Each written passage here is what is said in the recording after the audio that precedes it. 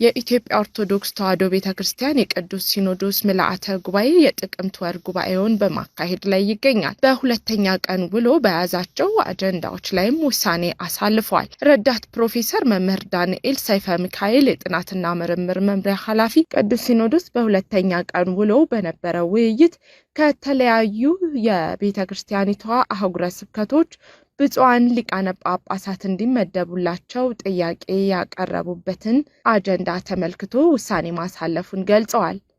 ይህንንም ጥያቄ መልስ ለመስጠትና ውሳኔ ለማሳለፍ አስቀድሞ ምልዓተ ጉባኤው 5 ብፁዓን ሊቃነ ጳጳሳትን ለኮሚቴነት በመሰየም የቀረቡትን ጥያቄዎች በማየት የውሳኔ ሐሳብ ለምልዓተ ጉባኤው እንዲያቀርቡ አድርጓል። የተሰየሙት ብፁዓን ሊቃነ ጳጳሳትም ከምልዓተ ጉባኤው ጎን ለጎን የቀረቡትን 3 ጥያቄዎች በኮሚቴ በማየት የምክረ ሐሳብና የውሳኔ ሐሳብ ለምልዓተ ጉባኤው አቅርበዋል። ምልዓተ ጉባኤው በቀረቡት ውሳኔዎች ላይ ውይይት በማድረግ የውሳኔ ሐሳቦችን አሳልፏል። የምስራቅ ጎጃም ሀገረ ስብከት ያቀረበውን አባት ይመደብልን የሚል ጥያቄ በተመለከተ ብፁዕ አቡነ ቶማስ የአዊና የመተከል አህጉረ ስብከት ሊቀ ጳጳስ የምስራቅ ጎጃም ሀገረ ስብከትን ደርበው እንዲመሩና እንዲይዙ ምልዓተ ጉባኤው ወስኗል። በሁለተኛ ደረጃም ከደቡብ ወሎ ሀገረ ስብከት ብፁዕ አቡነ አትናቴዎስ ያቀረቡትን ጥያቄ መሰረት በማድረግ ብፁዓን ሊቃነ ጳጳሳት ባቀረቡት የውሳኔ ሐሳብ መሰረት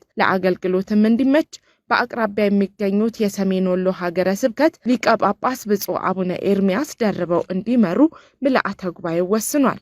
በሶስተኛ ደረጃ ደግሞ ከምስራቅ ወለጋ፣ ከምዕራብ ወለጋና ከሆሮ ጉድሩ ወለጋ አባት ይመደብልን የሚል ጥያቄ መቅረቡን መሰረት በማድረግ ብፁዓን አባቶች ባቀረቡት የውሳኔ ሐሳብ መሰረት የምስራቅ ወለጋና የሆሮ ጉድሩን ብፁዕ አቡነ ኒቆዲሞስ የምስራቅ ሐረርጌ ሊቀ ጳጳስ ሀገረ ስብከታቸውን እንደያዙ ደርበው እንዲመሩ የቅዱስ ሲኖዶስ ምልዓተ ጉባኤ ወስኗል።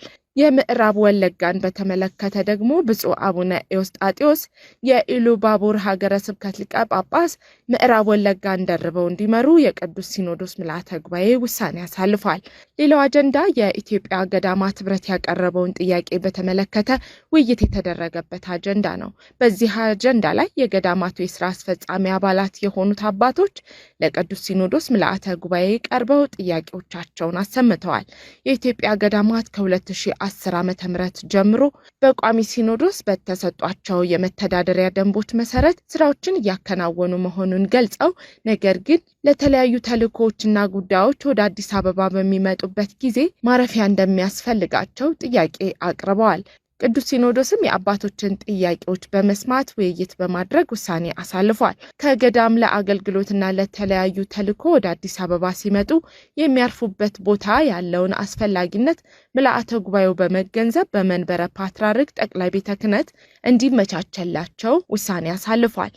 በሁለተኛ ደረጃ የገዳማት ኅብረቱ ለገዳማት ዘላቂ ልማትና ራስን ለመቻል የሚያካሂዷቸውን እንቅስቃሴዎች በተመለከተ ላቀረቡት ጥያቄ ምልዓተ ጉባኤው ሰፊ ውይይት በማድረግ ጉዳዩ ጥናት የሚያስፈልገው የሕግ አስተያየት የሚያስፈልገው በመሆኑ ጥያቄው ለመንበረ ፓትርያርክ ጠቅላይ ቤተ ክህነት በቋሚ ሲኖዶስ ክትትል ወደፊት ውሳኔ ይሰጠዋል በማለት ምልዓተ ጉባኤው ውሳኔ አሳልፏል። በአጀንዳ ቁጥር 5 እና በአጀንዳ ቁጥር 6 የተያዙ ጉዳዮች ውይይት የተደረገባቸው ሲሆን ቀጣይ አጀንዳዎች ደግሞ በቀጣይ ቀናት የሚቀጥሉ መሆናቸው ተገልጿል።